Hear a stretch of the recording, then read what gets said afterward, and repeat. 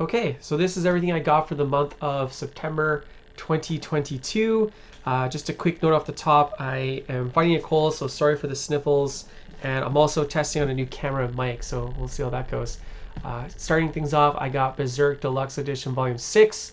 Last month I got Volume 4, so do not worry, I did not skip on 5. I bought 5 of my own.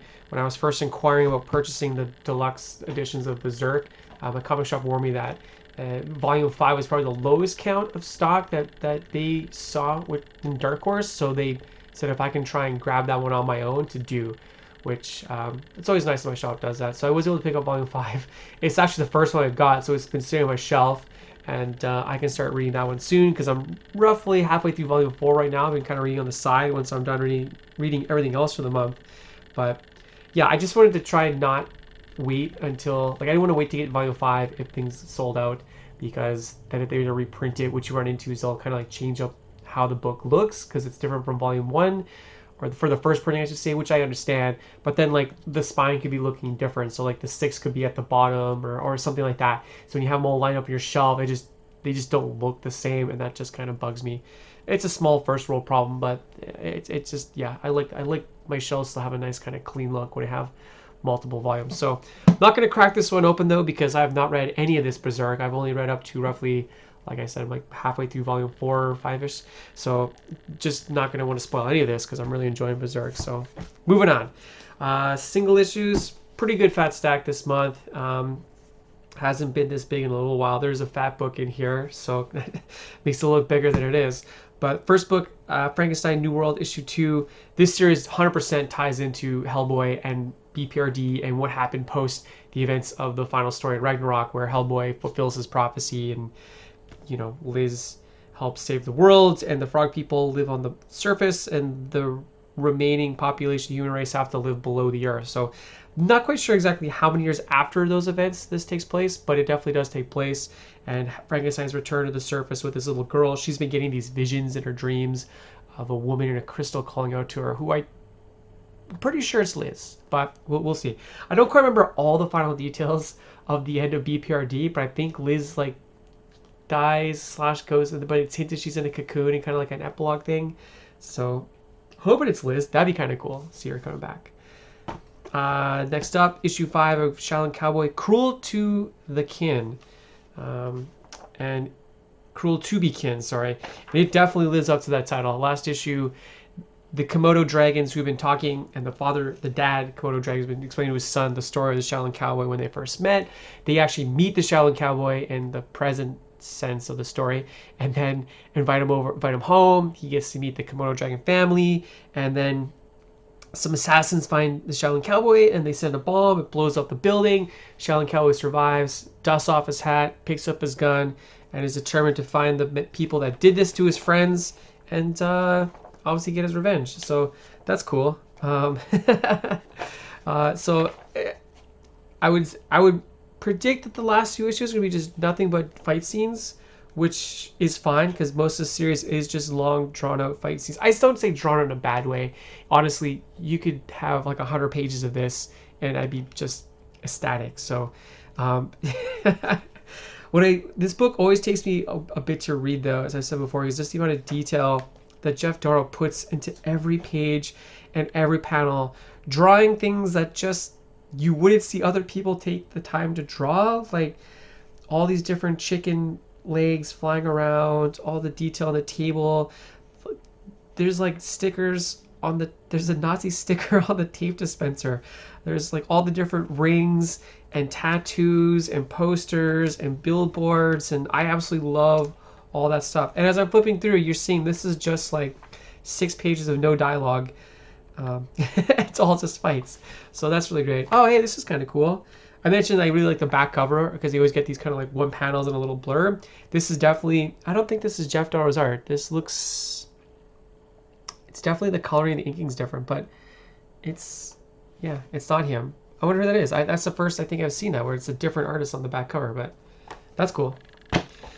Next up, Until My Knuckles Bleed. This is issue 1.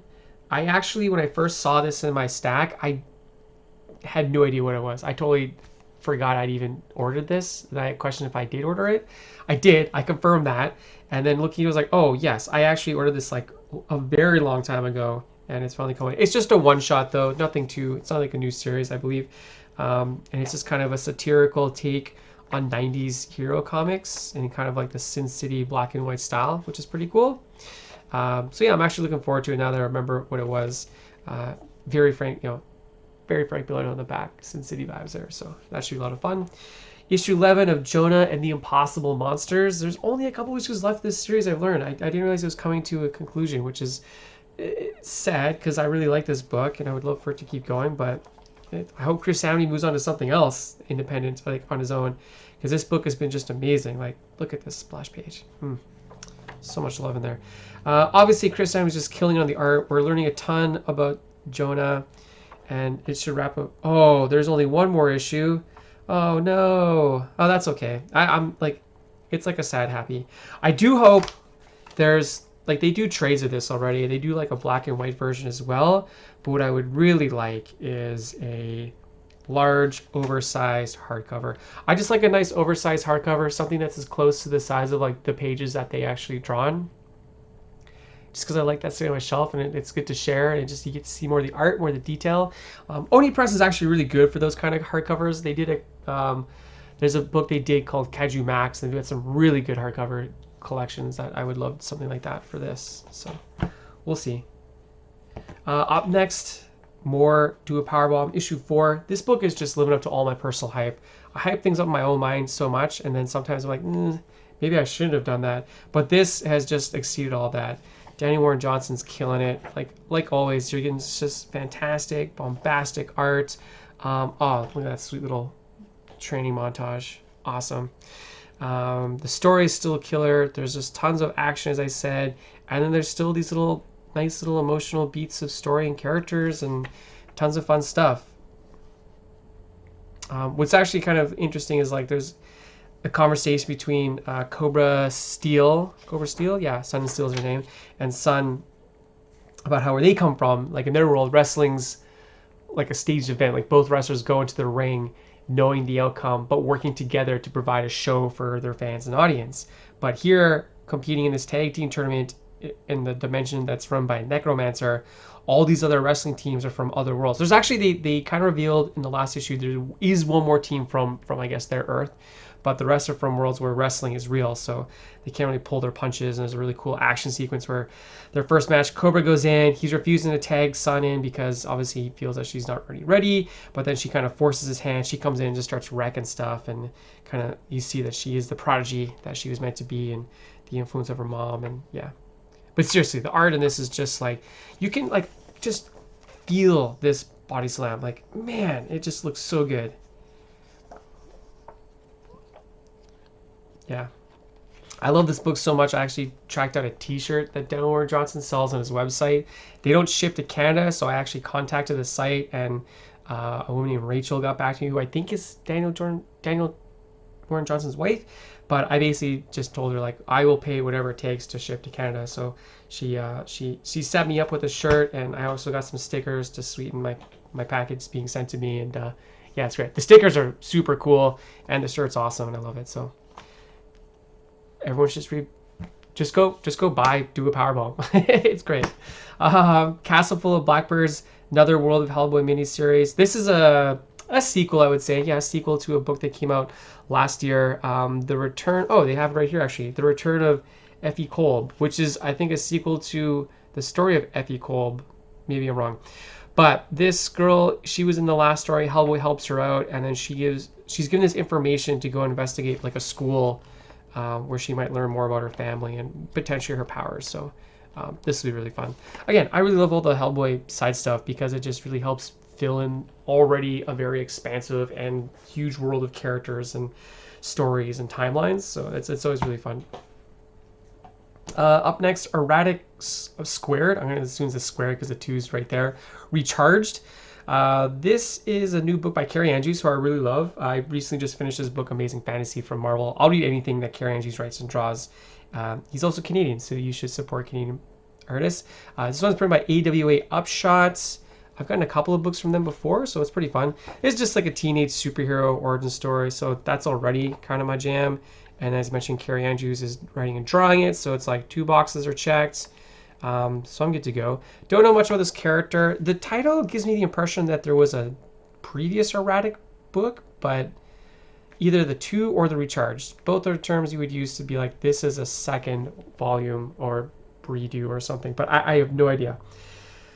I do know, reading the previews, erratic, he can only use his powers for a certain amount of time before having to recharge. So maybe that's where the recharge plays in the title. But yeah, I love Carrie Andrews. He draws some awesome superhero stuff. So very much looking forward to reading this. Oh, cool. Maybe has some dinosaurs. Cool, cool, cool. Sorry, that was a mammoth, not a dinosaur. Moving on, Lazarus Risen. This is issue 7. I love the Lazarus series. This is the 2nd volume. The first one was awesome. The second one is just as good. I would honestly, they could take as much time as they like to make this book, and I'd still buy it. There's usually not a lot of action in Lazarus. A lot of time you get pages like this of just, you know, super rich families sitting around a table, conspiring against each other, giving shifty eyes and sending secret notes and messages. But when it kicks in with Forever, the Lazarus of the Carlisle family, action gets pretty good. This book's been ramping up. I think this arc might be coming, like maybe this volume might be coming to an end because Forever's already met the clone that would replace her if she ever dies, which is pretty tough because she's a genetically created weapon. And also she had a brother that she was supposed to kill. Did they say his name in the beginning? There's so many characters here. Jonah. Jonah was supposed to die. She actually liked Jonah because he was actually nice to her. And she let him go as long as he never came back. But then some stuff happened with him and he's now on his way back to kind of confront his family. So yeah, this should be a lot of fun. Oh yeah, there's some action here, some stuff going down. Cool. They always have some cool backstory stuff. Sometimes it's prose, so you know, like a little short story, which is good. There's a lot of filling in the pages of like the world and stuff. There's a lot of great world building. There's also like a tabletop game. So yeah, they got some stuff here. So if you play the tabletop game that's based on this book, they kind of give you some stuff you can use there towards that, which is kind of fun. And oh, Forever and Eve will return. Oh, that's a bit of a spoiler, but also I guess this is the end of this series, the Risen. So very cool. Maybe like one more, make it a trilogy, right? Moving on, Defenders Beyond. So that's totally a spoiler what happened last issue, right?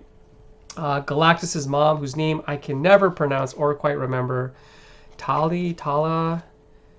Well, tell me here somewhere as I flip through the first few pages. No, but they were kind of fighting the Beyonders, which is always a bad idea.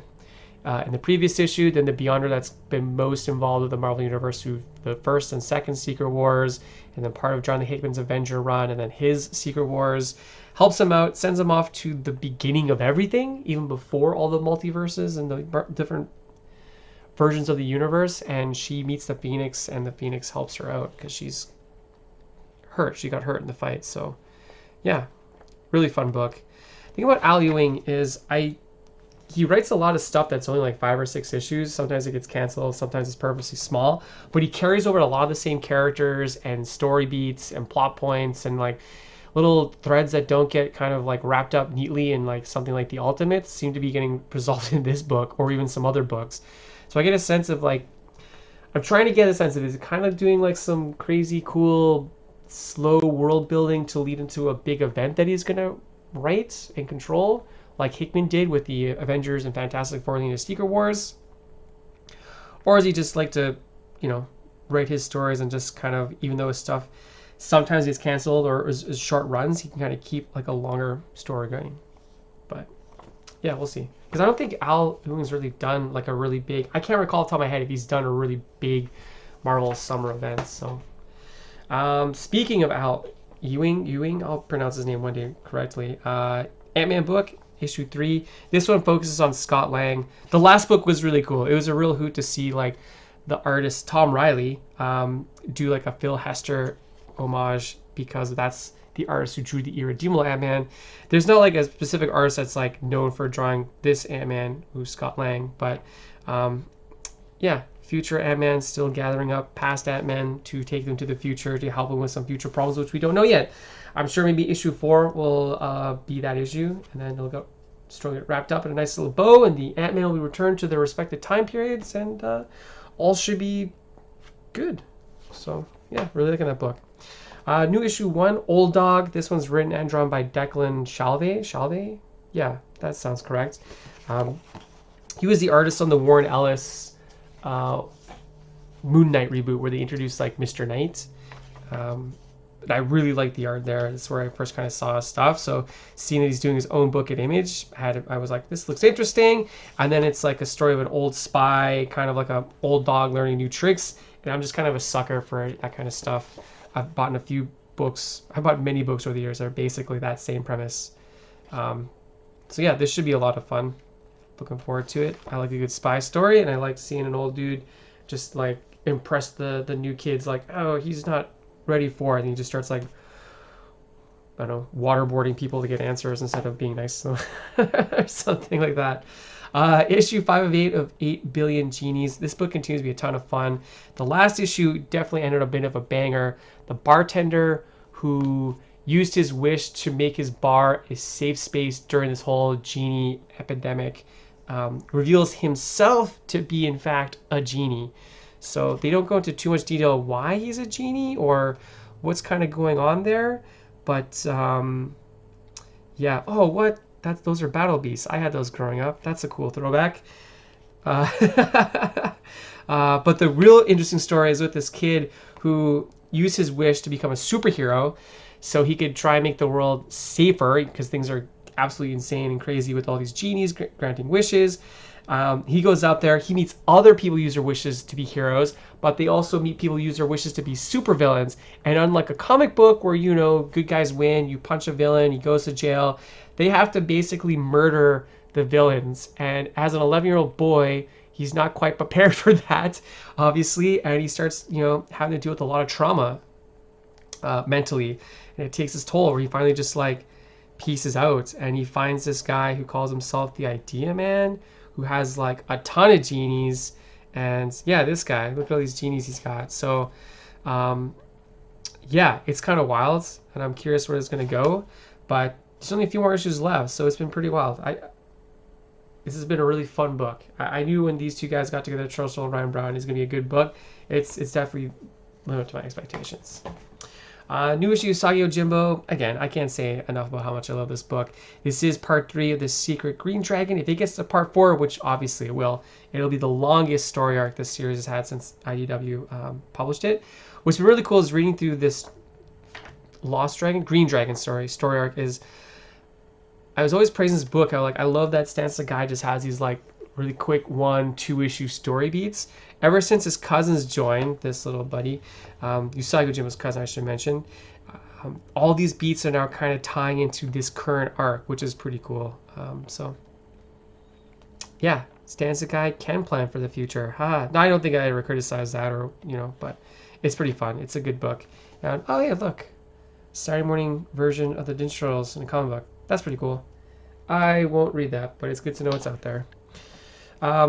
Loathsome Hunters issue 4. This book is just I love this book. I know I say about every book I get that I just love it or it's awesome or it's fantastic, but this one really stands out. Again, I love these like wraparound covers he does. One of the things I absolutely love about this book is like it just starts as soon as you just open that cover. There's no ads, there's nothing. There's a little bit of the credits, but it just kicks off right in the story. I also realized that a lot of the covers tie into the final panel of the previous issue, because this is basically how the last issue ended.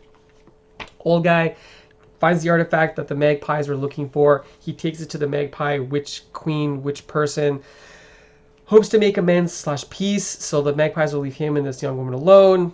That obviously turns sour. She shows up with the sword to help him, and then we'll see what happens in this issue. But I really hope, I would love to see a volume 2 of this. Yeah, it'd be great. As I mentioned about the layout, what I really actually enjoy is there's no ads throughout this book, that they chose to put all the ads at the end, which is good. I have no problems with ads in comic books, like you're advertising other books, that's good synergy, but compare that to The Defenders, a book I love, it's tons of ads. Here's an ad for the new live album from Joywave. I don't even know who that is, but there's an ad. There's an ad. There's an ad. There's just so many ads. Double page spread ad. Again, these are mostly ads for Marvel Comics, so again, it's like a good synergy. You want to do that. You want people to read your other books, but like they're so throughout the book that as an artist or a writer, you got to kind of plan out your pages and when someone might turn a page for like a reveal, because they might turn the page and now there's an ad and not what you wanted them to see. So when you have your book designed like the Loathsome Hunters, even when you're putting into a trade, you know exactly what pages are going to be where, and it's not a lot of like having to rework things, which is really good. Anyways, I can go on and on about that, and I won't. So moving on. Berserker number 10. Only a couple issues left, and this book is just wild. The Berserker's back. He was traveling. He did turn into energy and travel through space and time and end up back where he was born, implying that he is the energy that made him into the immortal he is, which is insane. The woman that also got infected, the doctor he's been talking to, also infected. You see your like eyes glowing here. Yeah, she's got the voodoo magic. I call it voodoo magic, but it's not. I don't know. They haven't really explained it. This book is crazy good. I'm really enjoying it. I've always really liked a story of like immortal beings and what it's actually like to live hundreds, if not thousands of years. There's a lot of tropes in those kind of stories. This one definitely has them, but then this twist of trying to figure exactly what his origin is and where he comes from and what he's made of, and like it's really interesting. It's really cool. Keanu Reeves has a bunch of really cool ideas, and with the help of Matt Kint, they've made a pretty good book. So I did see an interview with Keanu Reeves where he pretty much confirmed he's working on getting this made into a TV show, or is getting made into a TV show. So I'll definitely watch that.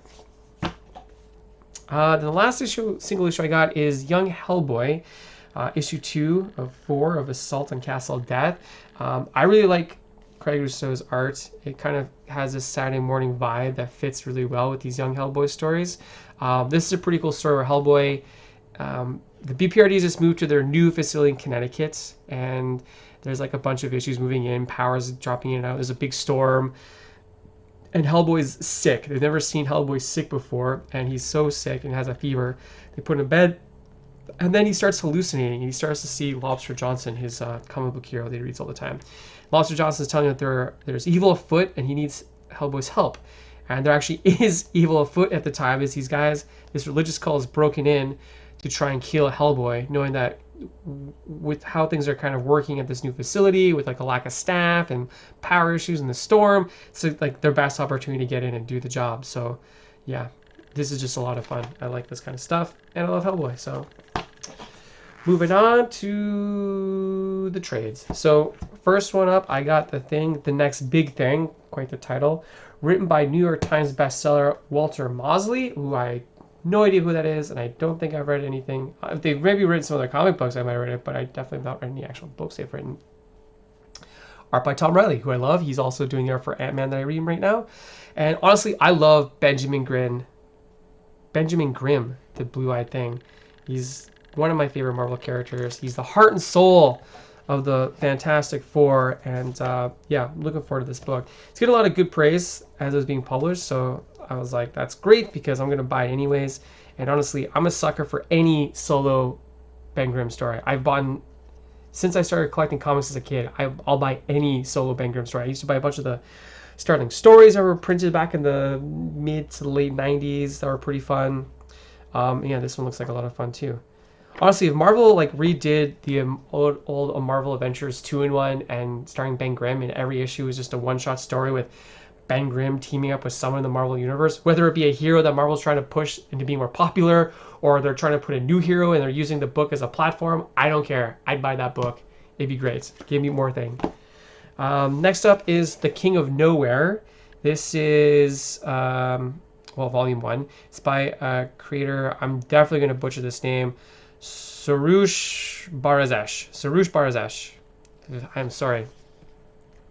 But it's the story of these kids who turn into beasts. It's not like a werewolf thing, I believe. They actually just turn into these creatures.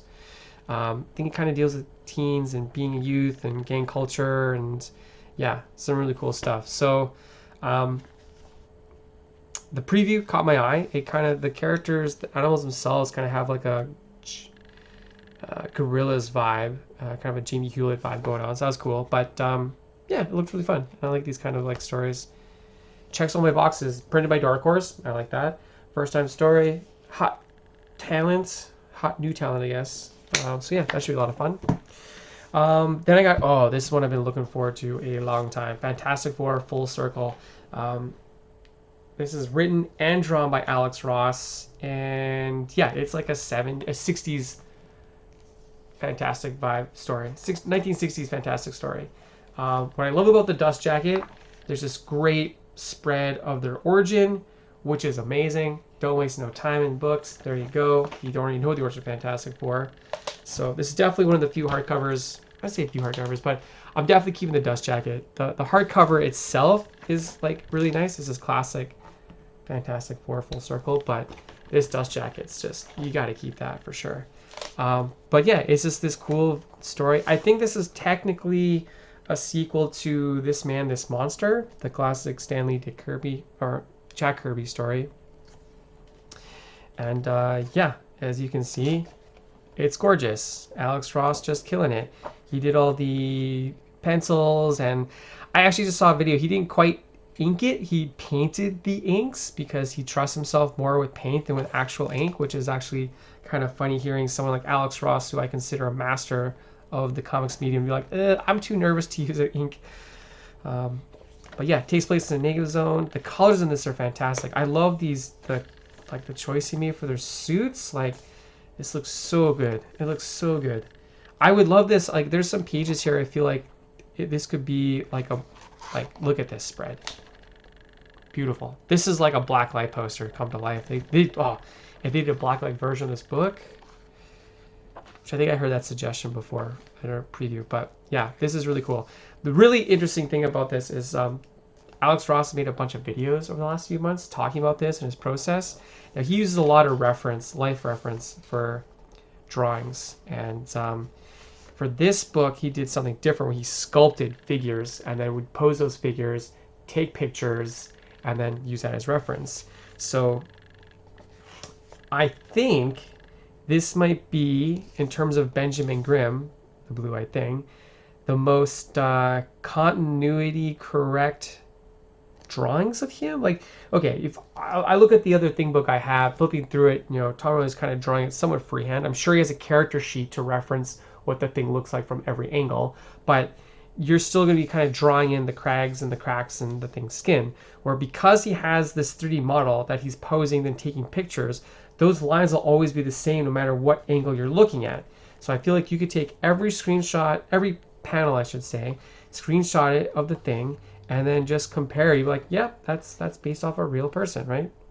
Also, just he draws a good thing. I'm so worried about, part of me worries about an MCU Fantastic Four, because how do you get that face working, right? That huge brow, the big jaw, the roundedness of it, like, it's so iconic. And the MCU's done really iconic looks in the past. They've nailed some looks for sure, but that's going to be a tough one. I would love to see their movie keep a kind of a 60s aesthetic. Like, just that Jack Kirby vibe would be so cool. Anyways, I've been looking forward to this book for months. What's interesting, this is not published by Marvel. They licensed it to Abram Books because Alex Ross wanted this specific format, the hardcover in a magazine size, and Marvel said they couldn't do it. So, also learned watching a video about him talking about this book is there was a point where Marvel wasn't really publishing Fantastic Four stories because they didn't have the full rights, because Fox still had the movie rights. So they didn't want to, like, I don't know, people speculate they want to publish stories so that Fox had ideas for movies. So the writers and artists were pitching stuff to Marvel basically like in a queue. And this was one of his pitches.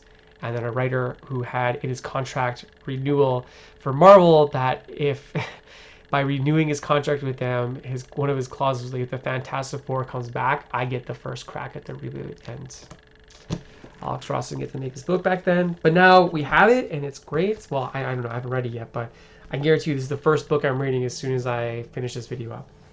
And the last graphic novel, I guess not the last, but one of the last ones I got this month is Batman One Dark Knight. This is written and drawn by Jock. I read a lot of books drawn by Jock. I've never seen him written anything. Printed by DC's Black Label imprint, so it's more of a mature story. Even though you'll hear people joke that DC Black Label is just basically DC's secondary Batman. group, because they really just publish like 90% of the books that are published under Black Label are related to Batman in some way.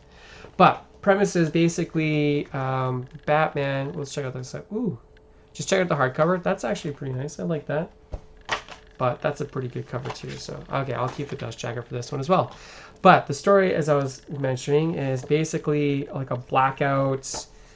All electronics stop working in Gotham City at night, one night. So cars, phones, all the electricity. Batman's got to figure out what's going on while also trying to help keep peace in Gotham. That's just sounds like the perfect Batman story, right? Sounds so cool. Jock's got a really cool, distinctive style that I really like. So I'm sure this will be kind of fun. Ooh, fighting Killing Croc. That's cool. We got some bridges blowing up. Awesome. Kids being saved. Batman looking terrible at the end. Oh, some interesting stuff. Whoa. Oh, this is... Okay, these are covers. I was like, did Cliff Chang just do a Batman book? But no, that's a Cliff Chang art. That's cool. Oh, just a bunch of the Batman sneakers? Yeah, okay, that's a... I was like, did they actually make those? Because I don't need those. I wouldn't buy them, but very cool. Yeah, I've been looking forward to this one. It's a fun book. Like I said, I like Jock. Oh, some cool stuff. Little color guides he builds. Interesting. Sketches. All right. All that fun stuff. So that's pretty much everything I got in my normal shipment of comic books for the month. The other item I got is this. This is Jonathan Hickman's new project. 3 Moons, 3 Worlds, 3 Moons, I should say. 3W3M. You can see from the title. Nice and slick. This is like a... It's not a Kickstarter. It's not a Patreon. It's a Substack. So I subscribed to his Substack where he was leaving X-Men, and he's like, I got this new thing in the works, and I'm working with 2 of my favorite artists, Mike Del Mundo and Mike Huddleston. I was like, I love both those guys. You can see their art here, Mike Del Mundo, Mike Huddleston. And these prints I got, but this is the project came out in this kind of story universe where it's about these 3 planets, and so one planet has 2 moons, one planet has 1 moon, no moon on the other planet, and they kind of cycle through these 10,000 year cycles of like magic and then technology. And because they're so long, there is this like, oh, magic, it wasn't real type of thing, but then they discover it slowly again. And some of the planets have resources, and like, so it's been interesting. It's not been like every week you get this newsletter from them and there's like a new comic and there's another chapter in this ongoing story. It's typical Jonathan Hickman world building stuff. So before I put up this is after a year, this is what I got as a founder. I got this trade graphic novel. I got these 2 really nice cardstock prints by Mike Huddleston and Mike Del Mundo, signed, which is great. I'll definitely get those frames. And then what's really interesting is I got this card, which is, I don't know if you can hear that, but it's a metal card. It's an actual metal card. It's got a QR code on the back. You can scan this, and it'll take you to their Substack page, which is kind of interesting. It's got the logo and everything. So that's actually one of the cooler pieces so I got. I think this is something like if you also go to cons and they have a booth there and you show them like your founder's card, they're like, here's maybe some cool Spike stuff. But yeah, like I said, it's like you're getting comics every month from the Substack. It's a lot of newsletters, a lot of world building. So just look at the first few pages of this book. Also, not everything is drawn by Mike Huddleston or Mike Del Mundo, and not everything is written by Jonathan Hickman. He's definitely like the overseer, kind of the same kind of role he had on X-Men. He's definitely involved with a lot of the writing as well. But they've brought in other writers and artists to tell stories within these worlds. And I never actually read a lot of it on the Substack. I don't even read the newsletter all the time because I was hoping like, oh, they'll eventually just print something like this, and then I can just bring this home and I can read it then. So I'm a little... I'll be honest, I'm slightly confused on what exactly I have. I know it's a collection of everything, but I guess I should start reading the Substack. But yeah, they got some cool stuff, like obviously they designed a language for 2 different races because that's something Hickman does. They've got solar system maps of the planets and their names, their resources, what they're known for, what factions live there. There's sections on economics, religion, magic, science, civil, and culture. And then within this, Again, classic Hickman info dumps. Then there's some comics in there about those type of things. There are characters they've introduced. Like the first few months, they were showing stories of this explorer who got lost on a planet, going back to visit a site that had been abandoned or something. But yeah, there's different cultures and races within these planets, so you get to see a bunch of the breakdowns of some of the, like, these are seafaring. They go underwater to like mine a resource everybody's after. You can just see kind of the designs of them going through and working out. It's so weird. It's like a concept that's still growing, but there's stories like I'm curious what they're trying to build to. Oh man, some of this art is like fantastic. Like this is the Mike Huddleston stuff for sure. This is not Mike Huddleston or Mike Del Mundo. This actually looks a bit like Steve Skroce. I don't think it is though. But yeah, there's just like different stories, and again, it's like this massive world building project. But what is it getting to? I'm not quite sure. Like it could be like they're clearly building a world where anyone can come and tell a story in at some point, and it'll all be tracked on the Substack of where it takes place in the timeline of space whales with cities on them. Man, it's like some really cool stuff. And I really have enjoyed what I've read previously on the Substack, but like it got to a point where it was just like a lot of it was just more updates on staff joining. Like they have Steve Wacker as their editor-in-chief. They've brought on a person as editor-in-chief. And again, this is just a Substack. It's a monthly subscription you pay, so you're not buying single issues. So all the revenue is being generated through the subscriptions. I got all this is technically free as part of my year-long founder subscription. Founder status means it's one of the first, like, I don't know, 500, 1,000 or something like that. But yeah, I love Jonathan Hickman. I love the artists working on this.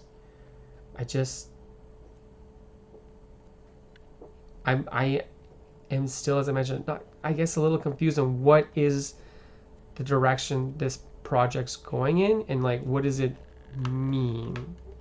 I guess not what it means, but just like I don't know. There are times where I'm like, should I keep subscribing to this? And then I read some really cool news, like I'm getting a book or something, or there's a new book coming out. So yeah, I'll stick with it. I think like I like what they're doing, honestly. I think it's something I haven't seen really done. Like there's a bunch of Substacks out there. Obviously there's lots of ways to make comic books. You see web comics, Patreons, Kickstarters. I've kind of done it all. So Substack was something I hadn't done before, and it's a creative team that I absolutely love. And honestly, I think Steve Wacker is one of the best editors out there. So the fact that they got him involved, like it means that they're making some big pushes, and they'll have some power with either bringing in other artists and writers, or I don't know, building something, right? So I'm all in. I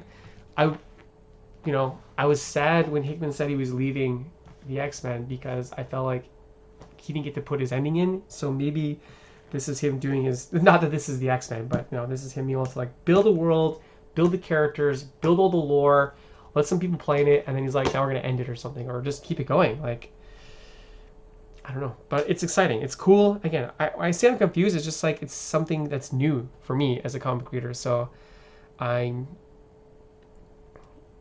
part of the actual process of seeing them talk about what they're doing and building it, and seeing all this documentation in here, and it's really cool. So this is everything I got in the month of September 2022. As always, let me know what you think. Send me your jeers, send me your cheers, and I'll see you next time.